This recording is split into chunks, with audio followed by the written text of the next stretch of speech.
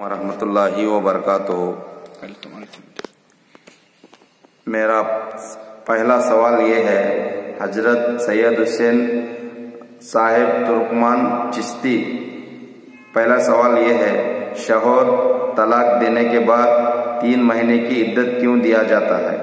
اور دوسرا سوال میرا یہ ہے، شوہر انتقال کے بعد، شوہر گزرنے کے بعد 4 مہینے 10 دن عدت کیوں دی جاتی ہے؟ اس کا جواب آپ دیجیے۔ وعلیکم السلام ورحمۃ اللہ وبرکاتہ۔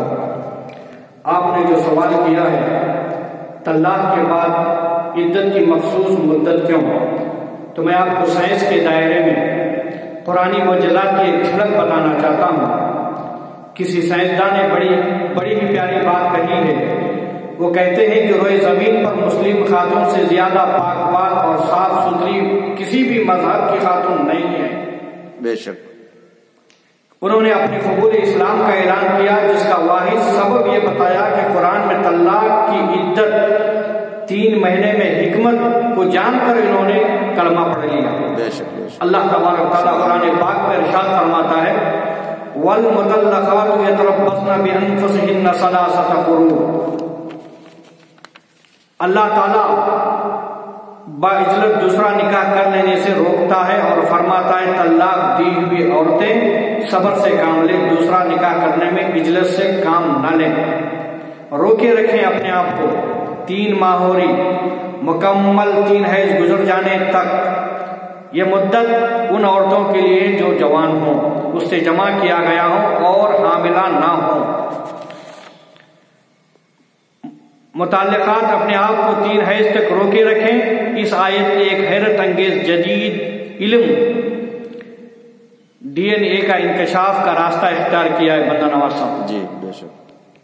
اس سے پتہ چلا کہ مرد کے منی میں پروٹین دوسرے مرد کے مقابل 62% مختلف ہوا کرتے ہیں۔ بے شک۔ اور عورت کا جسم ایک کمپیوٹر کی مانند ہے، جب کوئی مرد اس سے ہم بستری کرتا ہے تو وہ عورت کا جسم مرد کی تمام جراثیم کو جذب اور محفوظ کر لیتا ہے۔ بے شک۔ اس لیے طلاق کے فوراً بعد اگر عورت کسی دوسرے مرد سے شادی کر لے یا پھر بیک وقت کئی مردوں سے جسمانی تعلقات کر لے تو اس کے بدن میں کئی DNA جمع ہو جاتے ہیں، بے شک، جو خطرناک اور وائرس کی شکل اختیار کر لیتے ہیں اور اس عورت کے جسم کے اندر جان لیوا امراض پیدا ہونے کا سبب ہوتا ہے بندہ نواز۔ بے شک بے شک۔ اور سائنس نے پتہ لگایا طلاق کے بعد 1 حیض گزرنے سے 32 سے 35% تک یہ پروٹین یعنی جراثیم ختم ہو جاتے ہیں۔ بے شک بے شک، سبحان اللہ۔ اور دوسرے حیض آنے سے 65 سے 72% تک کا DNA زائل ہو جاتا ہے۔ جی جی جی۔ اور تیسرے حیض میں 99 کا خاتمہ ہو جاتا ہے۔ جی۔ اور پھر رحم اس سابقہ کے DNA سے پاک و صاف ہو جاتا ہے، بغیر کسی سائیڈ ایفیکٹ کے اور نقصان کے لیے DNA اسے قبول کرنے کے لیے تیار ہو جاتا ہے۔ بے شک، سبحان اللہ۔ اگر ایسے دنیا کا جائزہ لیا جائے، کئی طوائف کئی مردوں سے تعلقات بناتی ہیں جن کے سبب اس کے رحم میں مختلف مردوں کی منی چلی جاتی ہے، جس کے جسم میں مختلف DNA جمع ہو جاتے ہیں، اس کے نتیجے میں وہ مہلک امراض کا شکار بن جاتی ہیں، جیسے کہ ایڈز۔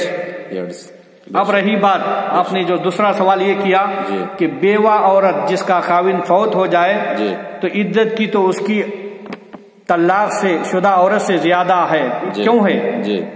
تو اس کی وجہ یہ ہے کہ طلاق شدہ عورت کو غم حزن کی بنا پر غم رہتا اس کو شوہر گزرنے کا، اور خاوند فوت ہونے کا غم رہتا، اس کی عدت اس کے سے زیادہ اس لیے ہے، پہلے سے زیادہ وقت درکار ہے، اس لیے کہ غم کی حالت میں اس کے جسم کے جو جراثیم ہیں وہ خالی ہونے کے لیے دیر لگتا۔